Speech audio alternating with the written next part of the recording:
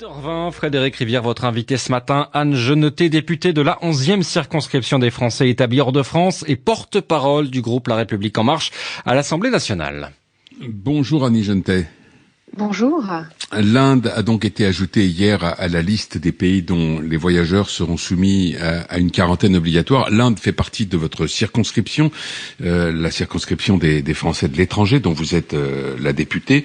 Un isolement de 10 jours va leur être imposé à leur arrivée en France. Ça signifie tout de même que les ressortissants indiens pourront continuer de venir en France. Est-ce qu'il n'aurait pas été plus prudent de suspendre temporairement au moins les vols ? Alors, en réalité, les ressortissants indiens, d'ailleurs de toute nationalité, toute personne non française qui vient de hors de l'Union européenne est déjà soumise à des restrictions très fortes. On ne peut venir en France depuis déjà plusieurs mois que pour des motifs impérieux. Donc, il faut vraiment déjà prouver qu'on a une raison absolument impérative de venir en France. Donc, déjà, il y a extrêmement peu de personnes qui viennent en France depuis l'Inde. Il faut déjà poser ça.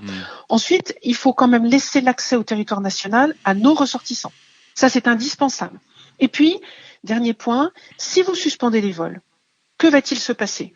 Eh bien, ceux qui auraient vraiment envie de venir en France vont passer par un autre pays, vont passer par les pays du Golfe, vont passer par ailleurs. Donc, ça n'est pas la solution. Il faut que nous restions maîtres et en contrôle des voyages en provenance d'Inde. Savez-vous, Annie Genetet, dans quelle mesure la communauté française en Inde est actuellement touchée par l'épidémie dont les proportions sont extrêmement inquiétantes ? Alors, la communauté française, je peux vous le dire, est inquiète. Elle est clairement inquiète. Elle est confinée dans les villes de Delhi, dans les villes de Bombay, dans la ville de Pune. Elle ne l'est pas encore à Bangalore où il y a un couvre-feu, mais qui va sans doute s'étendre un peu plus. Il était de 22h à 5h du matin, il va probablement s'étendre encore. Donc il y a une inquiétude palpable avec un nombre de cas qui on était à 150 000 cas positifs ce jour la semaine dernière. On est à, vous l'avez encore dit récemment, à 315 000 cas je crois hier. L'explosion est considérable. C'est vraiment un enfer que vit le continent, le sous-continent indien en ce moment. Qu'est-ce qu'on sait de ce variant indien qui est actuellement le nouveau motif d'inquiétude d'un certain nombre de scientifiques ? Est-ce qu'on sait s'il est plus virulent ? Est-ce qu'on sait s'il est plus contagieux ? En fait, non, on sait très peu de choses. On sait simplement, on observe, et on n'a pas encore fait le lien, on observe cette explosion de la contamination en Inde, avec une proportion de variants dits indiens qu'on ne connaît pas très bien parce que le séquençage est peu fréquent en Inde. On sait que ce variant indien, il possède 2 mutations qui posent problème, c'est pour ça qu'on l'appelle souvent double mutant, mais encore une fois, les mutations de ce virus sont fréquentes, mais quelles sont les conséquences de ces 2 variations ? Est-ce que ça contamine plus ? Est-ce que ça le rend plus dangereux ? Est-ce que ça rend le vaccin moins efficace ? On n'a aucune information pour le moment sur ce sujet-là. Est-ce qu'on sait si ce variant anglais est déjà en France ? Ce variant indien.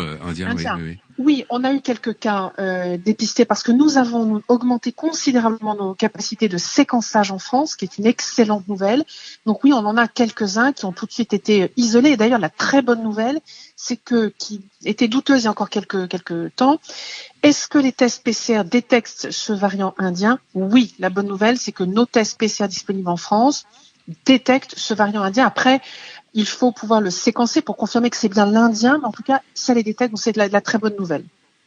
Alors, dans ce contexte de pandémie mondiale, le président de la République maintient son objectif de lever progressivement les restrictions en mai prochain, malgré une décrue de l'épidémie qui, pour l'instant, est assez fragile. Est-ce qu'il n'y a pas un peu d'imprudence dans ces mesures envisagées ? C'est en tout cas ce que disent assez clairement des médecins. Alors, il y a deux éléments. Moi, je dirais que j'analyse notre comportement comme étant déterminé et prudent. Et nous restons sur les principes qu'avait édictés le président lorsqu'il avait pris la parole fin mars. Il y en avait 3 de ces principes. Sécurité, équilibre, responsabilité. Nous ne dévions pas de cette route-là. Et c'est toujours pareil dans la communauté médicale, 200 000 médecins en France, vous avez les alarmistes qui vont dire « oh là là, c'est imprudent », mais vous avez aussi tous ceux très nombreux qui voient également les conséquences psychologiques de cette crise. Et il faut le prendre en compte. C'est là que le président a parlé d'équilibre. Il faut toujours réfléchir aux conséquences des décisions. Et là, il était important de pouvoir donner un petit peu d'air dans tous les sens du terme. C'est vraiment l'expression qui s'impose à cette maladie pour pouvoir avoir des perspectives et avoir un cap de levée progressive, très prudent. Regardez ce que fait le Royaume-Uni, qui déconfine très prudemment, avec beaucoup d'étapes. C'est exactement cette ligne sur laquelle nous sommes. Mais le Royaume-Uni a plus vacciné. Il a plus vacciné, mais nous avons un décalage par rapport à nous. Nous sommes décalés par rapport au Royaume-Uni avec les mêmes objectifs de prudence, très très grande prudence. Comme le disait un sénateur, je crois, se hâter lentement. C'est exactement ce que nous avons en tête, c'est-à-dire vraiment faire comprendre aux Français, et je crois qu'ils l'ont compris, puisqu'on voit bien le tassement de la progression de l'épidémie montre que les Français ont compris, ont répondu aux mesures qu'on leur demandait, ont répondu aux efforts qui étaient demandés. Il faut vraiment les remercier infiniment. Et continuer à se dire maintenant, nous pouvons tout doucement avancer vers un relâchement de quelques mesures, mais en allant extrêmement doucement pour éviter la flambée et ne pas aller vers ce qui s'est passé au Chili. Regardez le Chili qui est largement vacciné et qui est à nouveau confiné. Mais qui a vacciné pour une part importante avec le vaccin chinois, me semble-t-il, dont l'efficacité est assez moyenne, non ? Elle est moindre que les deux vaccins ARN messagers, que le vaccin adénovirus que nous avons, là les deux qui arrivent, qui sont qui représentent celui qui arrive, bien entendu, mais ils ont vacciné. Il n'y avait pas que ça, ils ont d'autres, ils ont également du Pfizer, ils ont également de l'AstraZeneca, donc ils ont plusieurs cordes à leur arc également, mais clairement, au Chili, comme en Turquie, comme au Cambodge, comme en Inde, le relâchement des mesures a conduit à une recrudescence de l'épidémie. Alors, le calendrier sur lequel le gouvernement travaille, le porte-parole du gouvernement l'a confirmé hier, c'est une réouverture des écoles le 26 avril, une levée des restrictions de déplacement et de l'attestation en journée à partir du 3 mai et une réouverture donc de certaines terrasses et lieux culturels pour la mi-mai. Est-ce que ce calendrier pourrait être remis en cause si les chiffres de l'épidémie évoluaient mal dans les prochaines semaines ? Alors, à chaque fois, le gouvernement a toujours avancé avec toujours, et c'est ça qu'on demande aux politiques, plusieurs scénarios sur la table, de façon à pouvoir s'adapter aux circonstances.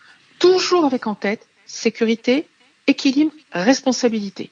Donc, ce que vous avez indiqué est possible. Nous en aurons confirmation ce soir lors de la conférence de presse du Premier ministre. Mais évidemment, si d'ici le 15 mai, les indicateurs, notamment la pression hospitalière, devaient être modifiés, il faut être également capable de répondre de manière ou nationale ou territorialisée à une modification qui n'est pas forcément attendue. A priori, pour le moment, ça n'est pas ce qui est attendu. Mais il faut quand même préparer tous les scénarios. C'est ce qu'on demande à la décision politique, de pouvoir être prêt à toutes les éventualités, et c'est ce que nous faisons.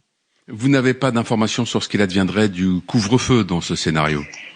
Non, aucune information sur le couvre-feu pour le moment. Encore une fois, il faut attendre la conférence de presse du Premier ministre et se dire que de toute façon, je vais donner l'exemple de ce qui se passe justement dans ma circonscription dans quelques.